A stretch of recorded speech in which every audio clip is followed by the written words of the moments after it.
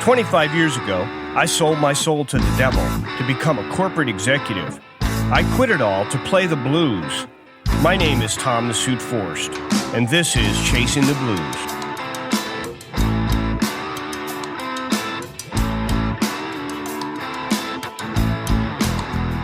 Welcome to a very special edition of Chasing the Blues. Today we have a very special guest and a friend of mine, Christine Ullman.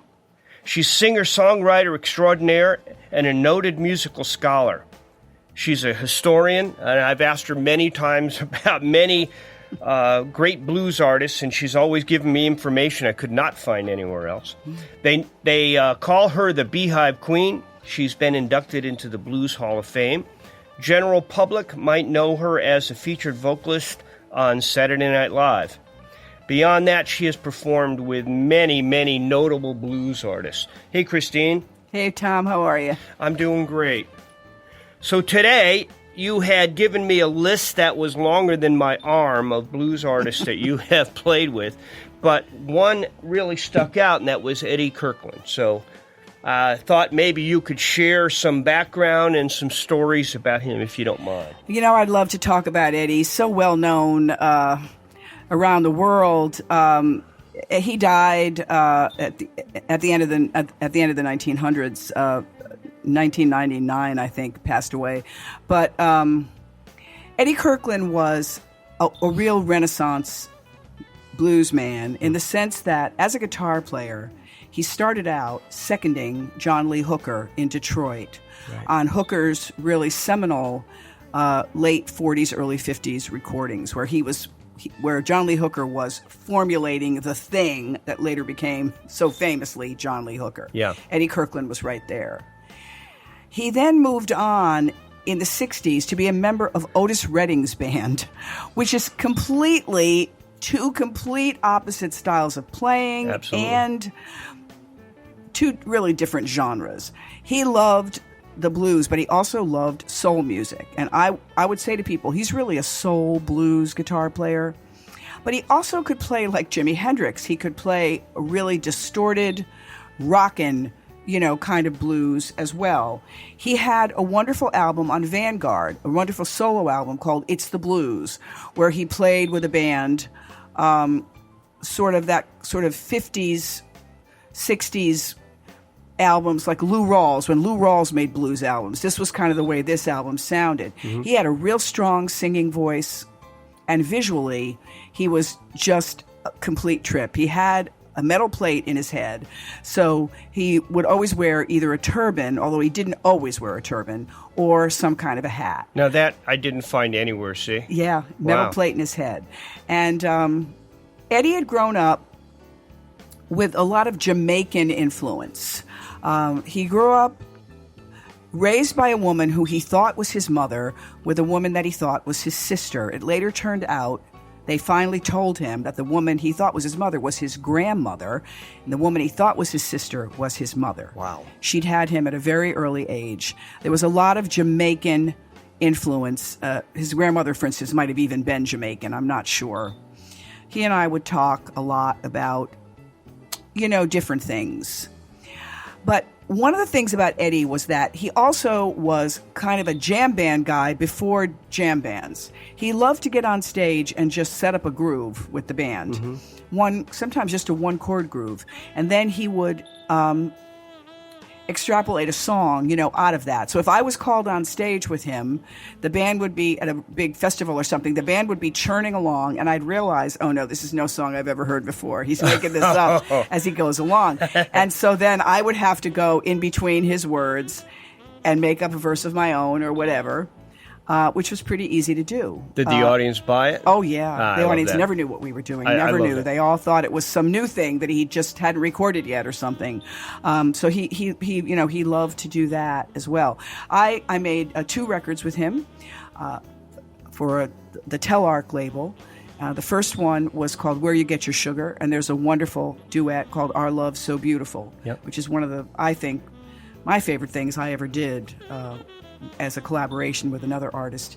And then there was a record called Lonely Street. Lonely Street had a lot of special guests on it, most prominently Sonny Landreth. Mm-hmm. And so there were a lot of kind of churning grooves with Sonny playing slide over the top, you know.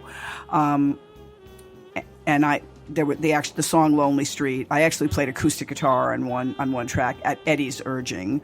Cub Coda was on that. Also, G.E. Smith. There were a lot of special guests on that record. So we developed, you know, that style of singing together. Also, he would show up, you know, for sessions, and his car, and let me just say that how he died was in an auto accident late at night. He was on the road. He always drove himself. His car was a complete trip. His car had a black and white television hot wired into the back seat so that he could lay down in the back seat and watch TV. This was way before anybody had a cell phone you could watch anything on, you know. Yeah. In his trunk. He drove everywhere, though. I read that he drove across country like 2 or 3 times. At the drop of a hat, probably. And he was was he from New York State? I'm not sure. When I knew him, he was living in Atlanta. Okay. In Atlanta, I think, is where. And then he ended up living with a woman who lived way up north in Maine. She was his squeeze. You know, I'm not sure he ever really lived with her, though. I think he was living with his children in Atlanta. For a long time. All right. He had so much stuff in his car it wasn't funny. When he opened his trunk would be full of everything from massive numbers of guitars, because he always drove like a big Lincoln or something, so it had a gigantic trunk, you know. He told me he was going to carve my name into one of his guitars, and I didn't believe him. And the next time I saw him, he had carved my name into one of his guitars. Your whole name? No, just Christine. Not Beehive Queen? No, just Christine. Do you have that guitar? No, I don't even know what happened to it. I mean, it was very shocking when he died, of course, because it was very sudden. But Eddie, he was one of those guys that, you know, in terms of, if you say, what does he play, it was really hard to pin down what he played. He could play soul, he could really, you know, play the blues, but he also could play this, you know, kind of rock blues. Now, the other thing about him was, on stage, he had a stack of amps that each was smaller than the next, and they were held together with duct tape. So he might have this wasn't what he had, but for instance, he might have a deluxe reverb with a Princeton on top of that, with a Champ on top of that, with some even smaller amp on top of that, and they were all held together with duct tape. A lot of times, he would just take it down and take and into 2 pieces and load it into his trunk so that they were still stuck together with duct tape. Did he use them like intermittently on a gig, or just all at once? He was loud sequentially. They were all wired sequentially. So he liked that distorted sound, and he got that mid sound. Okay, very distorted. Yeah. No, I'm not sure he used any pedals. You know. Oh wow. No, I'm not sure he used any pedals. And the other thing about him was, and this was actually very common back in the day, was that he never wanted other guitar players to see what fingerings he was using. So he would often, if he was soloing, he would often turn his back on the audience.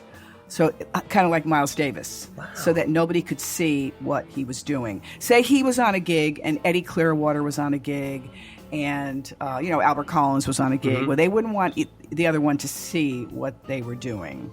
So they would always be trying to hide whatever exotic, fingerings they were using. I don't know. I never talked to him about tunings. I don't know whether he used different tunings. He did use open tuning. Did he use open tuning? Yeah. With the thumb pick and... Yes, a thumb pick for sure. Different style.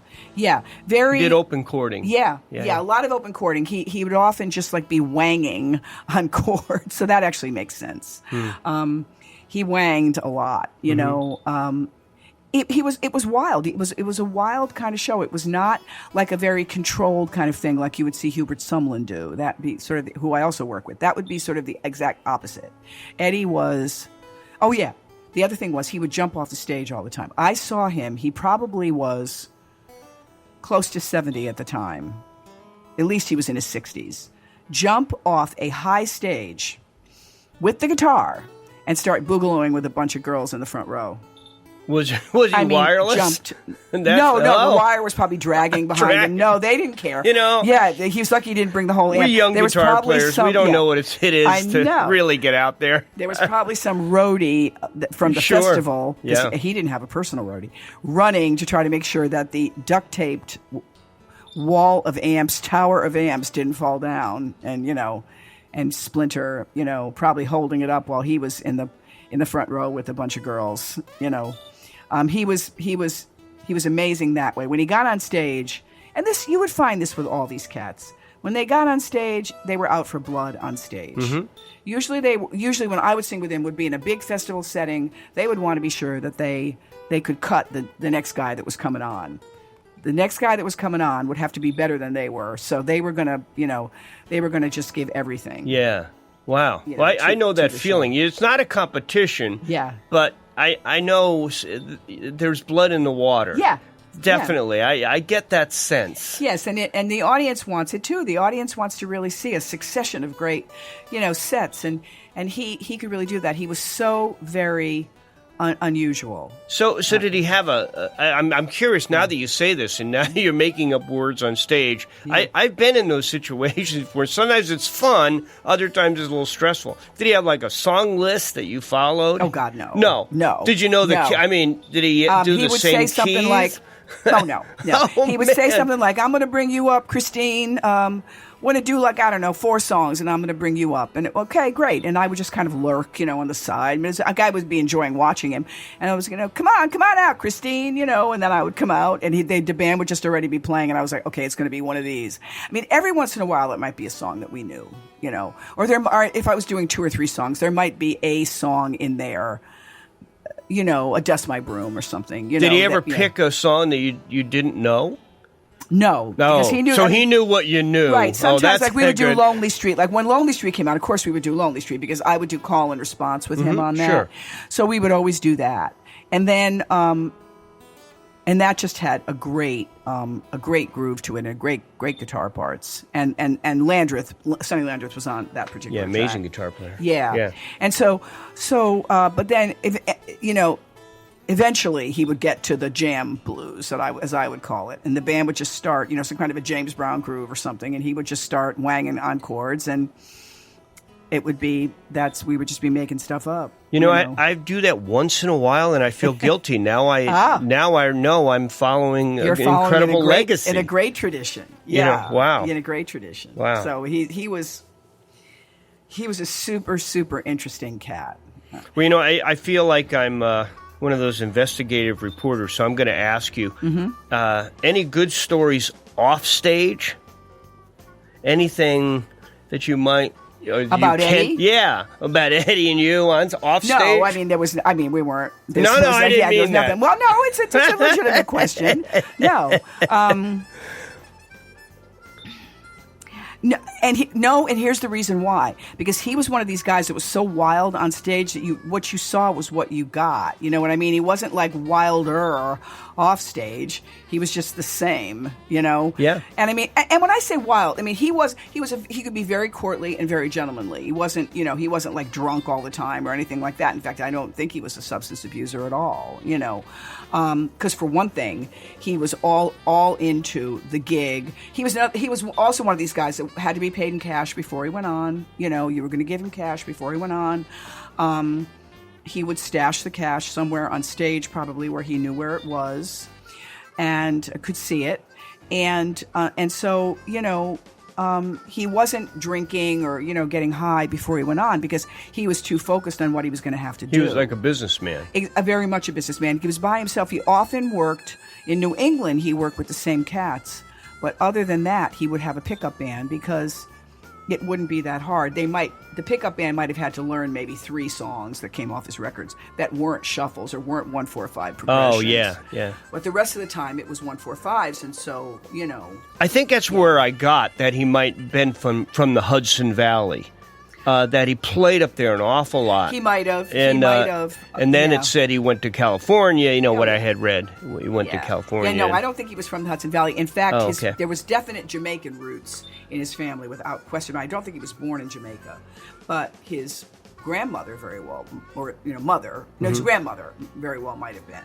His mother, who he grew up thinking was his sister. That's amazing. I know. Amazing she was story. so young when she had him. Now, and I also read that and some of these blues guys, their stories are real blues. Epic, yes. Sometimes I sit there and I wonder myself, and I've mentioned this several times on podcasts, if I have the right to sing the blues, because I read their stories and I think, wow, I got a hangnail on Tuesday and I was writing a song about it, know. But I had read that he died the night after a gig in Florida. Mm-hmm. Is that he played a brewery down there? Yes. The country's oldest microbrewery. And he was driving himself, and there was a collision with a bus, and nobody on the bus was injured, but of course his car was demolished. Oh. His car, even though it was in heavy Lincoln or Caddy, whatever it was, and weighed a ton and had all this heavy chrome on and everything else, was still demolished by the bus. We reckon that he fell asleep and turned and just didn't. Have you ever done that? Or had a heart attack? Have you ever done that? I have done that. I have fallen asleep driving, but very, very quickly woken up, and it's very scary. Yeah, you're awake after that. I know, but I mean, or else he might have had a heart attack, Tom. I don't think there was ever a. He was older, obviously older. Yes, he was an older guy. Yeah, and the plate in his head was from some kind of a brain operation that he told me. Wow. He showed me. Christine, I have a plate that was in my nowhere. Head. This is like gold. And then I was like, what? And he was like, I have a plate in my head. You want to see? Yeah, I want to see it. We were in the studio. So he took, lifted up his turban, and there was a plate in his head. Oh, you could and other guys, well, it wasn't that big, it was sort of toward the front. I know, but a plate's a plate. A metal plate. So these other guys that wore turbans, and there were a couple of other ones, Chuck Willis, people like that. I don't know if that's why they wore turbans, but that was why he did. That's the new news. They all have plates in their heads. I don't know if they did. Every guy who wears a hat now, we're going to be suspicious because of Christine Ohlman. In his head. Yeah, but Eddie Kirkland did. Wow. He called himself Eddie Kirk. Eddie Kirk. Yes, and then he made a great song called "Them Bones." Oh, here's another thing about him. He was on Stax as Eddie Kirk. I forgot about this. He was on Stax as Eddie Kirk because remember he'd worked with Otis Redding. Right. Made this unbelievable record called "Them Bones," which is just kind of a groove with him singing "Them Bones, Them Bones." I've heard that actually, Them Bones, and that's Eddie Kirk. And then also as Eddie Kirkland, he had this wonderful, like I said, blues record. I believe it was called "It's the Blues." And there's a song called "Down on My Knees," which is just really great. A great groove again. And so you can find him in many formats. Some of the John Lee Hooker reissues, the early reissues, he's credited as the second guitar. And if any, a second was a guy who would fill in, typically for a guy that had no drummer and no bass player. Mm-hmm. Jimmy Reed had a famous second because he hardly ever had a bass player. He had a guitar player who played Eddie Taylor, who played the bass lines. Yeah, and that's what Eddie Kirkland did for. He did counterpoint. Absolutely, counterpoints. Yeah. Wow. Yeah, there's that's a incredible. Great tradition of that. Wow, you have done it again. Every time I talk with you, I mean, you are a foremost historian. I always go home and I tell my wife, I know nothing about music at all. I don't know if you would like to, but I would love to have you back and do I would absolutely do. Absolutely, there's several that we could focus on, and because I have been just lucky to work with. Some of the greats, yeah. Well, I'm hoping we can have it someday where you say, yeah, I want to tell you some stories about Tom the Suit Forst, He had a rough life. He had a hangnail once, and he wrote and that was the basis of all of his blues, yeah. Well, this is Christine Ullman. Thank you very much. Thank you, baby. And I'm Tom the Suit Forst, and this is Chasing the Blues. Chasing the Blues is recorded at Factory Underground Studios in Norwalk, Connecticut. You can learn more about Factory Underground at factoryundergroundstudio.com and connect with me on Instagram, Twitter, and Facebook at Tom The Suit Forst. You can find my music, tour dates, merch, and more on TomTheSuitForst.com. Thank you for listening.